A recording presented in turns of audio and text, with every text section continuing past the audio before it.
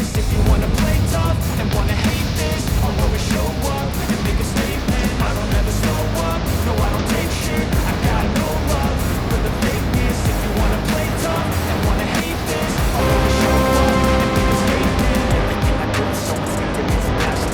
Every word I move is so descriptive like an adjective. I got a vendetta against people who got it. To be a negative, you should be getting after it. I got facts over tracks, isn't that spitting slow?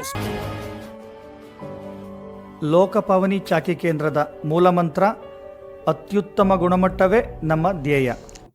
ಸ್ನೇಹಿತರೆ ಎಲ್ರಿಗೂ ನಮಸ್ತೆ. ನಾನು ನವೀನ್ ಸಂಗಾಪುರ ಲೋಕಪಾವನಿ ಚಾಕಿ centre ಮಾತಾಡ್ತಿದ್ದೀನಿ. ಇವತ್ತು ಸೂತ್ಕಾಳೆ ಚಾಕಿ centre Rajesh ಅಣ್ಣಂದು ತೋಟಕ್ಕೆ ಬಂದಿದ್ದೀವಿ. ನಾವು ಏನ್ ಲಾಸ್ಟ್ ವಿಡಿಯೋಗಳಲ್ಲಿ ಮಾತಾಡಿದ್ವಿ, ಸ್ಟ್ರಿಪ್ಸ್, ಮೈಟ್ಸ್ ಮತ್ತೆ ಬಿಳಿ ನೊಣಗಳ ಹಾವಳಿಗೆ ಈ ನಮ್ಮ ಮೈಕ್ರೋ ಸ್ಪ್ರಿಂಕ್ಲರ್ ಮಾಡಬೇಕು ಮತ್ತೆ ಹೈಬ್ರಿಡ್ ಇರಿಗೇಷನ್ ಮಾಡಬೇಕು ಅಂತ ರಾಜೇಶ್ ಇವತ್ತು ಪ್ರಯೋಗ ಮಾಡಿದ್ರು. ತುಂಬಾ ಚೆನ್ನಾಗಿದೆ, ಬನ್ನಿ ಮಾತಾಡೋಣ ಅಂತ ಕರೆದ್ರು. ಅವ್ರ ಜೊತೆಗೆ ಮಾತಾಡೋಣ. ರಾಜೇಶ್, ಇದು ಯಾವತ್ತು ಶುರು ಮಾಡಿದ್ರಿ? ಇದು ಒಂದು 3 days ಆಯ್ತು ಅಷ್ಟೇ. 3 days ಇವಾಗ ಆನ್ ಮಾಡಿ ಬಿಳಿ ನೊಣಗಳು ಕಾಣಿಸ್ತಿತ್ತ? ಇಲ್ಲ, ಕಾಣಿಸ್ತಾ ಇತ್ತು. ತೋಟದಲ್ಲಿ ಇತ್ತು. ನಾವು ಸ್ಪ್ರಿಂಕ್ಲರ್ ಮಾಡಕ್ಕಿಂತ ಮುಂಚೆ ಬಿಳಿ ನೊಣ ಇತ್ತು, ಈಗ ಕಾಣಿಸ್ತಾ ಇಲ್ಲ. ಮತ್ತೆ ನಮ್ ಸಾಕಷ್ಟು ಜನ ಸ್ನೇಹಿತರು ಏನ್ ಖರ್ಚು ಬರುತ್ತೆ ಒಂದ್ ಎಕರೆಗೆ, ಮತ್ತೆ ಯಾವ ಅಂತರದಲ್ಲಿ ಮಾಡಿದ್ರಿ ಅಂತ ಕೇಳ್ತಾ ಇದ್ರು. ಖರ್ಚು ಬರುತ್ತೆ, ದಯವಿಟ್ಟು ಸ್ವಲ್ಪ ಎಕ್ಸ್ಪ್ಲೈನ್ ಮಾಡಿ. ಮತ್ತೆ ನೀವು ಬಾರಿ ಹತ್ರಕ್ಕೆ ಹಾಕಿದಿರಿ, ನಾವು ಒಂದು 25 ಅಡಿಗೆ ಜೆಟ್ ಹಾಕಿದೀವಿ, ನೀವು ಇಷ್ಟ ಹತ್ರಕ್ಕೆ ಯಾಕೆ ಹಾಕಿದ್ರಿ? ಇಲ್ಲ, ಕೊನೆನೆಲ್ಲ ತಡಿಗೆ ಹಾಕಿದೀನಿ. ಬಾರ್ಡ್ರಿಗೆ ಇದೆಲ್ಲ 20 ಇದೆ, 20 ಜಟ್ಟಿಂದ ಜಟ್ 20 ಇದೆ. ಬಾರ್ಡರ್ ಲೈನ್ ಮಾತ್ರ ತಡಿ ಇದೆ, ಧೂಳು ಮತ್ತೆ ಇದು ಕಡಿಮೆ ಆಗ್ಲಿ ಅಂತ ಹೇಳಿ ಆ ಬಾರ್ಡರ್ ಎಲ್ಲ ತಡಿಗೆ ಹಾಕಿದೀನಿ. ಉಳಿದೆಲ್ಲ ಜಟ್ಟಿಂದ ಜಟ್ಟಿಗೆ 20 ಅಡಿಗೆ ಫಿಕ್ಸ್ ಮಾಡಿ 25 ಅಡಿಗೆ ಹಾಕಿದೀವಿ. ಈಗ 20 ಬೋರ್ವೆಲ್ ಅಲ್ಲಿ 98 ಜೆಟ್ ಓಡ್ತಾ ಇದೆ. 98 ಜೆಟ್ ಓಡ್ತಿದೆ. 12.5 HP 12.5 HP ಬೋರ್ವೆಲ್ 98 ಜೆಟ್ ಓಡ್ತಿದೆ. ಏನಾದ್ರೂ ಇನ್ನೊಂದ್ 10 ಜೆಟ್ ಕಮ್ಮಿ ಮಾಡಿದ್ರೆ ಅದೇ 25 ಅಡಿಗೆ ಚೆನ್ನಾಗಿ ಥ್ರೋ ಮಾಡುತ್ತೆ. ಖಂಡಿತ. ಇನ್ನು ನೀರು ಇನ್ನು ಫೈನ್ ಆಗಿ, ಇನ್ನು ಮಿಸ್ಟ್ ಇನ್ನು ಚೆನ್ನಾಗಿ ಬೀಳುತ್ತೆ. ಹೌದು. ಇವಾಗ ಅನುಭವ ಅಂತ ಏನು ಹೇಳಲಿಕ್ಕೆ ಆಗಲ್ಲ, ಯಾಕಂದ್ರೆ ಈಗ ಹಾಕಿ ಒಂದ್ 2-3 ದಿನ ಅಷ್ಟೇ ಆಗಿರುವಂತದ್ದು. ಅದಾಕಿ ಒಂದ್ 2 ತಿಂಗಳಾಯ್ತು. ಆ ತೋಟ 2 ತಿಂಗಳಾಯ್ತು. ಅದು 2 ಮಿಸ್ಟ್ ಇರಿಗೇಷನ್ ಮಾಡದ್ಮೇಲೆ ಅಂದ್ರೆ ಮೈಕ್ರೋಜೆಟ್ ಇರಿಗೇಷನ್ ಮಾಡದ್ಮೇಲೆ ನಿಮ್ಗೆ ನಿಜಕ್ಕೂ ಲಾಭ ಆಗಿದೆಯಾ? ಆಗಿದೆ, ಖಂಡಿತ ಆಗಿದೆ. ದಯವಿಟ್ಟು ಎಕ್ಸ್ಪ್ಲೈನ್ ಮಾಡಿ ನಮ್ಗೆ. ಮೊದಲನೇದು ಲಾಭ, ನಾವು ಏನು ಗಿಡದ ಮೇಲೆ ಔಷಧಿ ಹೊಡಿತಾ ಇದ್ವಿ, ಅದರಲ್ಲಿ ಸುಮಾರು 80% ಔಷಧಿ ಕಡಿಮೆ ಮಾಡಿದ್ವಿ. 80% ಅಂದ್ರೆ ಕೀಟ ಬಾಧೆ ಕಮ್ಮಿ ಆಗಿದೆ. ಕೀಟನೇ ಇಲ್ಲ. ಅದು ಸಕ್ಸಸ್ ಕಂಡ್ಮೇಲೆ ಇದನ್ನ ಜಾಸ್ತಿ ಮಾಡ್ಕೊಂಡಿದೀವಿ. Very good. ಇದನ್ನ ನಿಮ್ಮ ಹತ್ರ ನೋಡ್ಕೊ ಬಂದೆ ನಾ ಸ್ಟಾರ್ಟ್ ಮಾಡಿದ್ದು. Thank you. ಅದಂತೂ ಸರ್. ಇವತ್ತು ನಾನು ನೆನ್ನೆ ಒಂದು ವಿಡಿಯೋ ಪೋಸ್ಟ್ ಮಾಡಿದ್ದೀನಿ ಸ್ನೇಹಿತರೆ, ನೀವು ನೋಡಿ. ನಮ್ಮ ಕೆಲವು ಸ್ನೇಹಿತರು ಅವ್ರ ತೋಟಗಳಲ್ಲಿ ವಿಪರೀತ ವೈಟ್ ಫ್ಲೈಸ್ ಆಗಿ ಅದನ್ನೆಲ್ಲ ಕತ್ತರಿಸಿ ಸುಟ್ಟಾಗ್ತಾ ಇದ್ದಾರೆ. ನಿಜಕ್ಕೂ ನೋಡಕ್ಕೆ ಹೊಟ್ಟೆ ಉರಿಯುತ್ತೆ. ಆಮೇಲೆ ನನ್ನ ಹತ್ರ ಇನ್ವೆಸ್ಟ್ಮೆಂಟ್ ಇಲ್ಲ, ದಯವಿಟ್ಟು ಅದೆಲ್ಲ ಯೋಚನೆ ಮಾಡಬೇಡಿ. ಅದು ಯಾವ್ದೋ ದೊಡ್ಡ ಇನ್ವೆಸ್ಟ್ಮೆಂಟ್ ಅಲ್ಲ ಅಣ್ಣ. ಇದು 1 ಎಕರೆಗೆ ಅಮ್ಮಮ್ಮ ಅಂದ್ರೆ ಒಂದು 80,000 ರೂಪಾಯಿ ಖರ್ಚು ಬಂದಿದೆ. ಅಂದ್ರೆ ನೀವು ಮೊದಲಿಂದ ಪರಿಪೂರ್ಣವಾಗಿ ಮಾಡಿರೋದ್ರಿಂದ. ಯಾಕೆ ನಮ್ದು ಆಲ್ರೆಡಿ ಡ್ರಿಪ್ ಲೈನ್ ಏನಿದೆ ಅದೇ ಇದ್ರೆ ಇನ್ನೂ 25,000 ಕಡಿಮೆ ಮಾಡಬಹುದು. ನನ್ನ ಪ್ರಕಾರ ನಾವು ಆನ್ ಅಂಡ್ ಅವರೇಜ್ ಲೆಕ್ಕ ಹಾಕಿದಾಗ ಒಂದು 30,000 ಖರ್ಚು ಬಂದಿದೆ. 30-35,000 ಎಕರೆಗೆ. ಯಾಕೆಂದ್ರೆ ನಾವು ಮೈನ್ ಲೈನ್ ನ ಬಳಸಿಲ್ಲ, ಸಬ್ ಲೈನ್ ಗಳಿಗೆ 1.25 ಇಂಚ್ ಪೈಪ್ ಬಳಸಿ ಮಾಡಿದೀವಿ. ಬಂದಿದೆ. ಮತ್ತೆ ನೀವು ಸ್ವಲ್ಪ ಹತ್ರಕ್ಕೆ ಮಾಡಿದ್ದೀರಿ, 20 ಅಡಿಗೆ ಮಾಡಿದ್ದೀರಿ. 20 ಅಡಿಗೆ ಮಾಡಿದೀವಿ, ನೀವು 25 ಅಡಿಗೆ ಮಾಡಿದೀವಿ. ಮತ್ತೆ ಸಾಕು 25 ಅಡಿಗೆ. ಇದು 1 ಲೀಟರ್ 1 ಗಂಟೆಗೆ 450 ಲೀಟರ್ ಅಷ್ಟೇ ನೀರು ಡಿಸ್ಚಾರ್ಜ್ ಮಾಡುವಂತದ್ದು. ನೀವು ಎಷ್ಟೇ ಪ್ರೆಷರ್ ಕೊಟ್ರು 451 ಲೀಟರ್ ಡಿಸ್ಚಾರ್ಜ್ ಮಾಡೋದೇ ಇಲ್ಲ. ಇದು ಅಷ್ಟು ಅಕ್ಯುರೇಟ್ ಆಗಿದೆ. ಮತ್ತೆ ಕಮ್ಮಿ ನೀರಲ್ಲಿ ಕೆಲಸ ಆಗುತ್ತೆ. ತುಂಬಾ ಜನಕ್ಕೆ ನೀರ್ ಸಮಸ್ಯೆ ಇದೆ, ನೀರ್ ಜಾಸ್ತಿ ಬೇಕೇನೋ, ಖಂಡಿತವಾಗ್ಲೂ ಇಲ್ಲ. ಡ್ರಿಪ್ಗೆ ನೀವ್ ಏನ್ ಬಳಸ್ತೀರಿ ಸೇಮ್ ಅಷ್ಟೇ ನೀರಲ್ಲಿ ಸಾಕು. ಇರಿಗೇಷನ್ ಮಾಡಬಹುದು, ಕೆಳಗಡೆ ಡ್ರಿಪ್ ಮಾಡಬಹುದು. ಹೌದು. ಈ ಮೈಕ್ರೋ ಇರಿಗೇಷನ್ ಅಂತ, ಮತ್ತೆ ಈ ಮೈಕ್ರೋ ಇರಿಗೇಷನ್ ಮತ್ತೆ ಡ್ರಿಪ್ಪಿಂಗ್, ಇದೆರಡನ್ನು ಹೈಬ್ರಿಡ್ ಇರಿಗೇಷನ್ ಅಂತ ನಾನು ಯಾಕೆ ಕರಿತೀನಿ ಅಂದ್ರೆ, ಕೆಳಗಡೆ ಅದು ರೂಟ್ ಝೋನ್ಗೆ ಡ್ರಿಪ್ ಅಲ್ಲೂ ವಾಟರ್ ಪರ್ಕ್ಯುಲೇಷನ್ ಆಗುತ್ತೆ, ಮೇಲ್ಗಡೆನು ಸ್ಪ್ರೇ ಆಗುತ್ತೆ. ಇದರಿಂದ ಗಿಡಕ್ಕೆ ನಿಜಕ್ಕೂ ಒಂದು ಒಳ್ಳೆ ಚೈತನ್ಯ ಬರುತ್ತೆ. ಸಾಕಷ್ಟು ಕೀಟಬಾಧೆಗಳನ್ನ ನಾವು ಅವಾಯ್ಡ್ ಮಾಡಬಹುದು. ಮುಖ್ಯವಾಗಿ ರಸ ಇರುವ ಕೀಟಗಳನ್ನ ಅವಾಯ್ಡ್ ಮಾಡಬಹುದು. ಇನ್ನ ಎಲೆ ಸುರುಳಿ ಕೀಟ ಅಥವಾ ತುಕ್ರ ರೋಗಕ್ಕೆ ನಾವೇನ್ ಔಷಧಿ ಮಾಡ್ತೀವಿ, ಮೆಕ್ಯಾನಿಕಲ್ ಆಗಿ ಏನ್ ಮಾಡ್ತೀವಿ ಅದನ್ನ ನಾವು ಮಾಡ್ಲೇಬೇಕಾಗ್ತದೆ. ಬಟ್ ರಸ ಇರುವ ಕೀಟಗಳಿಗೆ ಇದು ರಾಮಬಾಣ. ಎಲ್ಲದಕ್ಕಿಂತ ಮುಖ್ಯವಾಗಿ ಸೊಪ್ಪಿನ ರಸಸಾರ ತುಂಬಾ ಚೆನ್ನಾಗಿ ಆಗುತ್ತೆ. ನಾವು ಕೊಟ್ಟಂತ ಕೊಟ್ಟಿಗೆ ಗೊಬ್ಬರಗಳು ಮತ್ತೆ ನ್ಯೂಟ್ರಿಯೆಂಟ್ಸ್, ಮೈಕ್ರೋ ನ್ಯೂಟ್ರಿಯೆಂಟ್ಸ್, ಇದನ್ನೆಲ್ಲ ಮಳೆಗಾಲದಲ್ಲಿ ನಾವೇನು ಗಿಡ ಎತ್ಕೊಳ್ಳುತ್ತೆ ಆ ಒಂದು ಎಫೆಕ್ಟ್ ಅಲ್ಲಿ ಎತ್ಕೊಳ್ಳುತ್ತೆ. ಒಂದು ಒಳ್ಳೆ ಮೈಕ್ರೋ ಕ್ಲೈಮೇಟ್ ಜನರೇಟ್ ಆಗೋದ್ರಿಂದ ಅಲ್ಲಿ ಮೈಕ್ರೋಬಿಯಲ್ ಆಕ್ಟಿವಿಟಿ ಅಂತ ಏನ್ ಕರಿತೀವಿ ಅದು ಚೆನ್ನಾಗಾಗುತ್ತೆ. ಅದರಿಂದ ನಿಜಕ್ಕೂ ಗಿಡ ನಳನಳಿಸ್ತಾ ಇರ್ತದೆ. ಈ ಕ್ವಾಲಿಟಿನ ನೀವು ಬೇಸಿಗೆನಲ್ಲಿ ನೋಡೋದಕ್ಕೆ ಅಷ್ಟು ಸುಲಭ ಅಲ್ಲ, ಕಷ್ಟ. ಅದೇ ನೀವು ಮಳೆಗಾಲದಲ್ಲಿ ಏನ್ ಕ್ವಾಲಿಟಿ ನೋಡ್ತೀರಿ ಅದೇ ಕ್ವಾಲಿಟಿನ ವರ್ಷ ಪೂರ್ತಿ ನೋಡ್ಬೋದು. ದಯವಿಟ್ಟು ಇದನ್ನ ಮಾಡಿ. ಮತ್ತೆ ಮೈಕ್ರೋಜೆಟ್ ಒಂದೇ ಸಾಕ? 100% 90% ಸಾಕು. ಬಟ್ ಅದ್ರ ಜೊತೆಗೆ ಡ್ರಿಪ್ ಮಾಡೋದ್ರಿಂದ ಹೌದು. ಲಾಭ ಇದೆ. ಬಟ್ ನನಗೆ ಆಗೋದೇ ಇಲ್ಲಪ್ಪ, ದುಬಾರಿ ಆಗುತ್ತೆ, ಹೊಸದಾಗಿ ಮಾಡ್ತಾ ಇದ್ದೀನಿ ಅನ್ನೋರು ಖಂಡಿತವಾಗ್ಲೂ ಈ ಮೈಕ್ರೋಜೆಟ್ ಅನ್ನ ಹಾಕೇನೆ ಮಾಡಿ. ಇದ್ರಲ್ಲಿ ಕಳೆ ಬರುತ್ತಾ? ಹೌದು ಬರುತ್ತೆ. ಆದ್ರೆ ಕಳೆನ ಶತ್ರು ತರ ನೋಡ್ಬೇಡಿ. ಕಳೆ ನಿಮ್ಮ ಬೆಳೆನ ಡಾಮಿನೇಟ್ ಮಾಡದಿರೋಷ್ಟು ಮಾತ್ರ ನೋಡ್ಕೊಳ್ಳಿ ಅಷ್ಟೇ. ಕಳೆನ ನೀಟಾಗಿ ಕಿತ್ತು ಮಲ್ಚ್ ಮಾಡಿ ಅಲ್ಲೇ, ಅಥವಾ ರೋಟಿವೇಟರ್ ಅಲ್ಲಿ ಕಲ್ಟಿವೇಟರ್ ಅಲ್ಲಿ ಹೊಡೆದು ಅದನ್ನ ಪುಡಿ ಮಾಡಿ. ಅತಿಯಾಗಿ ಕಳೆ ಬಗ್ಗೆ ನೀವು ತಲೆ ಕೆಡಿಸ್ಕೋಬೇಡಿ. ಇದರಿಂದ ತುಂಬಾ ಉತ್ಕೃಷ್ಟವಾದ ರಿಸಲ್ಟ್ ನೋಡ್ಬೋದು. ರಾಜೇಶ್ ಅಣ್ಣ ಈಗ ಮತ್ತೆ 16 ಎಕರೆ ಅಲ್ವಣ? 16 ಎಕರೆ ತೋಟ ಮಾಡಿದ್ದಾರೆ, ಅದನ್ನು ನೋಡೋಣ. ಆ ನಂತರ ಸಾಕಷ್ಟು ನಮ್ಮ ಸ್ನೇಹಿತರು, ನಮ್ಮ ಕಿರಣ್ ಇದ್ದಾರೆ, ನಮ್ಮ ಮಿಥುನ್ ಇದ್ದಾರೆ. ಅವ್ರ ಹಳೆಯ ರೇಷ್ಮೆ ತೋಟಗಳಿಗೆ ಹೋಗಿ ಅದಕ್ಕೆ ಹೆಂಗೆ ವೈಜ್ಞಾನಿಕವಾಗಿ ಕಾಯಕಲ್ಪ ಮಾಡ್ಬೋದು, ಅದನ್ನ ಹೆಂಗೆ ರಿಜನರೇಟ್ ಮಾಡಿ ಒಂದು ಮಾಡೆಲ್ ತೋಟ ಮಾಡಬಹುದು ಅನ್ನೋದ್ರ ಬಗ್ಗೆ ನಾವು ಇವತ್ತು ನೋಡೋಣ, ಯೋಚನೆ ಮಾಡೋಣ. Thank you. ಬನ್ನಿ. ನಂಗೆ ಇನ್ನೊಂದು ಕೇಳಬೇಕಿತ್ತು. ಹೇಳಿ. ಇವಾಗ ಮೊದ್ಲು ನಾವೆಲ್ಲ ನೋಡಿದ್ದು ಅಂದ್ರೆ ಟ್ರೆಡಿಷನಲ್ ವೇಲಿ ಪಟದಲ್ಲಿ ನೀರ್ ಕಟ್ಟೋರು. ಸೆಕೆಂಡ್ ಸ್ವಲ್ಪ ಇಂಪ್ರೂವೈಸ್ಡ್ ಆಯ್ತು, ಯಾವ್ದು ಅಂದ್ರೆ ಡ್ರಿಪ್ ಇರಿಗೇಷನ್ ಬಂತು. ಇವಾಗ ಇದು ಮೈಕ್ರೋ ಇರಿಗೇಷನ್, ಹೈಬ್ರಿಡ್ ಇರಿಗೇಷನ್ ಅಂತ ಹೇಳ್ತಾ ಇದ್ರ. ಈಗ ಅಂದ್ರೆ ಈ ಸ್ಪ್ರಿಂಕ್ಲರ್ ಉಪಯೋಗಿಸ್ತಾ ಇದ್ದೀರಾ. ಸೊ ನನಗೆ ಮೈಕ್ರೋ ಸ್ಪ್ರಿಂಕ್ಲರ್ಸ್. ಇವಾಗ ನನಗೆ ಒಂದು ಡಿಫ್ರೆನ್ಸ್ ಏನ್ ಗೊತ್ತಾಗ್ತಿಲ್ಲ ಅಂತಂದ್ರೆ, ಈ ಡ್ರಿಪ್ ಇರಿಗೇಷನ್ಗೂ ಇದಕ್ಕೂ ಏನು ಕ್ವಾಲಿಟಿ ವೈಸ್ ಅಲ್ಲಿ ಏನ್ ಜಾಸ್ತಿ ಎಕ್ಸ್ಪೆಕ್ಟ್ ಮಾಡಬಹುದು ನಾವು ಗಿಡದಿಂದ ಅನ್ನೋದು. ಓಕೆ, ಇದು ಆಕ್ಚುಲಿ ಟೆಕ್ನಿಕಲಿ ಗುಡ್ ಕ್ವಶನ್.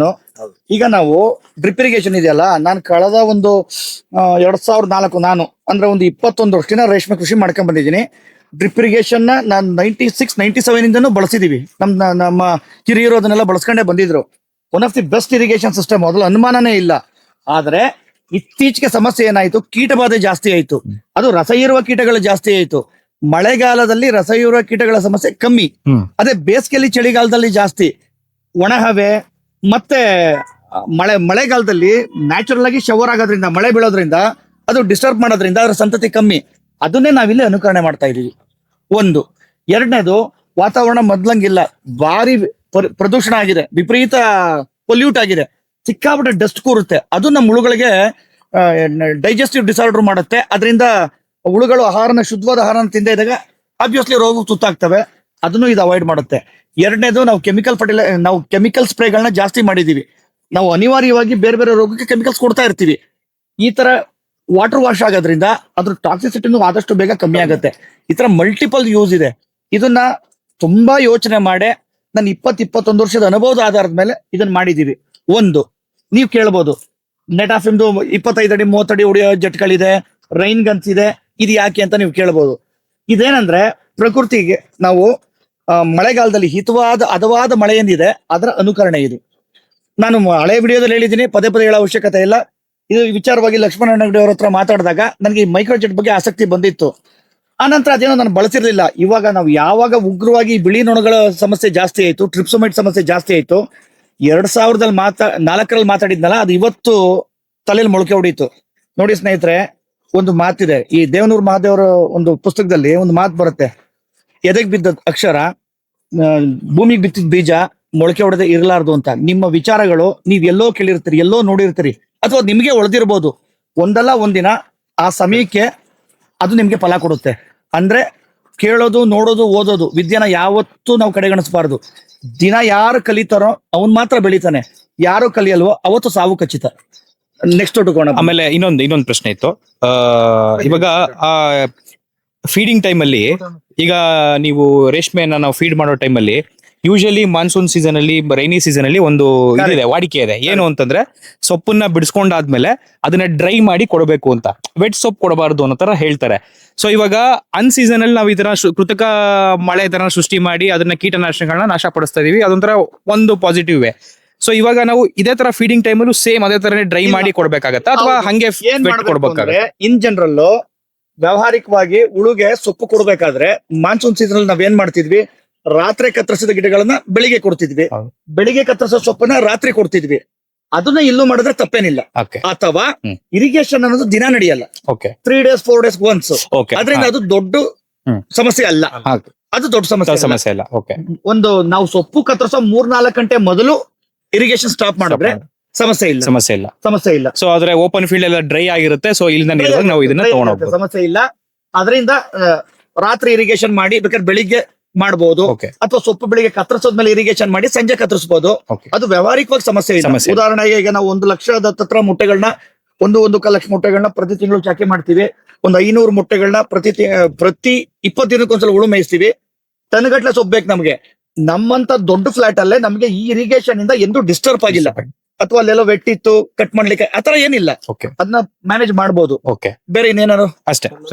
ಹೇಳಿ. ಗಿಡದಿಂದ ಗಿಡಕ್ಕೆ ಎಷ್ಟು ಹಾಕಿದೀರಾ, ಸಾಲಿಂದ ಸಾಲ ಎಷ್ಟು ಹಾಕಿದೀರಾ? ರೈಶಣ್ಣ, ಸಾಲಿಂದ ಸಾಲ 6 ಅಡಿ, ಗಿಡದಿಂದ ಗಿಡಕ್ಕೆ 1.5 ಅಡಿ ನಾವು ಹಾಕೊಂಡಿದ್ದೀವಿ, ನೀವು 2 ಅಡಿಗೆ ಹಾಕಿ ಸರ್. ಆಮೇಲೆ ನೀವು ಚಾಕಿ ಕಿತ್ತಾದ್ಮೇಲೆ ನೆಕ್ಸ್ಟ್ ಮೇಂಟೆನೆನ್ಸ್ ಯಾವ ರೀತಿ ಮಾಡ್ತೀರಾ? ಗೊಬ್ಬರದಾಗ್ಬೋದು, ಕಟಿಂಗ್ ಆಗ್ಬೋದು? ಏನಿಲ್ಲ, ನಮ್ಗೆ ಡಿಫ್ರೆನ್ಸ್ ಏನಿಲ್ಲ, ಸಿಂಪಲ್. ಸೊಪ್ಪೆಲ್ಲ ಕಟ್ ಮಾಡಾದ್ಮೇಲೆ ಗಿಡ ಕಟ್ ಮಾಡ್ತೀವಿ.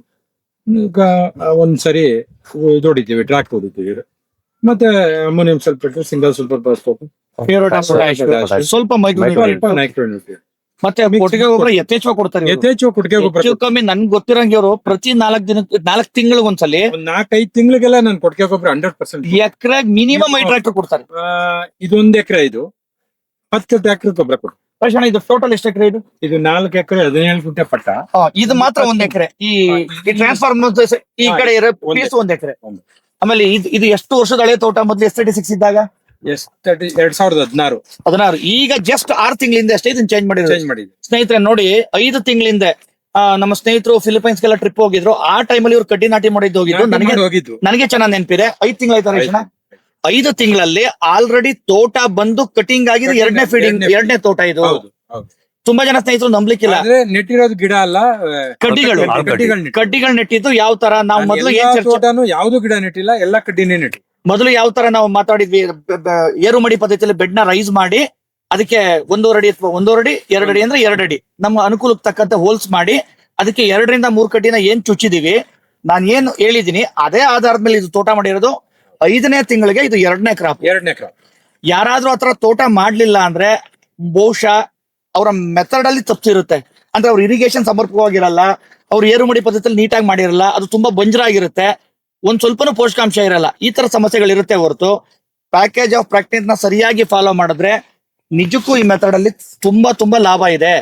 ಕೆಲವು ಸ್ನೇಹಿತರು 7 ತಿಂಗಳು 8 ತಿಂಗಳು ಕಟ್ಟಿಂಗೇ ಮಾಡಲ್ಲ ಅಂದ್ರೆ ಅದು ಬಲಿಲಿ ಗಿಡ ಅಂತ. ಅದು ಸರಿನೇ, ಆದ್ರೆ ಈ ಮೆಥಡ್ ಅಲ್ಲಿ ತುಂಬಾ ಬೇಗ ಬರುತ್ತೆ. ಅದ್ರಲ್ಲಿ 100 ಕಾರಣ ಇದೆ. ಒಂದು, ಆ ತಾಯಿ ಬೇರು ಎಲ್ಲಿ ಬಿಡುತ್ತೋ ಅಲ್ಲಿಂದ ನಮ್ ಗಿಡನ ಕೀಳೋದೇ ಇಲ್ಲ.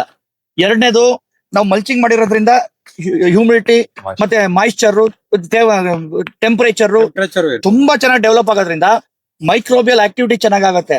ಆ ಜೀವಾಣುಗಳ ಆಕ್ಟಿವಿಟಿ ಚೆನ್ನಾಗಾಗೋದ್ರಿಂದ ಪೋಷಕಾಂಶಗಳನ್ನ ಎತ್ಕೊಳ್ಳೋದು ತುಂಬಾ ಸ್ಪೀಡ್ ಆಗಿರುತ್ತೆ. ಮತ್ತೆ ಅದೊಂಥರ, ನೀವು ಈಗ ಗಿಡಗಳನ್ನ ನೀವು ನೋಡಿರ್ತೀರಿ, ಪಾಲಿ ಹೌಸ್ ಅಲ್ಲಿ ತುಂಬಾ ಚೆನ್ನಾಗಿ ಸ್ಪೀಡ್ ಆಗಿ ಬರುತ್ತೆ. ಯಾಕೆ ಅಂದ್ರೆ ಅಲ್ಲಿ ಆ ವಾತಾವರಣ ಇರುತ್ತೆ. ಅದೇ ತರ ವಾತಾವರಣ ನಾವು ಗಿಡದಲ್ಲಿ ಬೆಡ್ಗಳಲ್ಲಿ ಮಾಡಿ, ನಾಗೇಶ್ ಅದು ಬೆಡ್ ತೋರ್ಸಮ್ಮ ಕೆಳಗಡೆ, ಆ ಬೆಡ್ಗಳಲ್ಲಿ ಬರುತ್ತೆ. ಇದು ಪ್ರಕೃತಿ ಅನುಕರಣೆ, ಇದೇನು ಹೊಸ ಸಂಶೋಧನೆ ಅಲ್ಲ.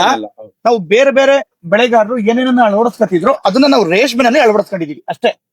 ಬನ್ನಿ ಬೇರೆ ತೋಟನೂ ಹೋಗೋಣ.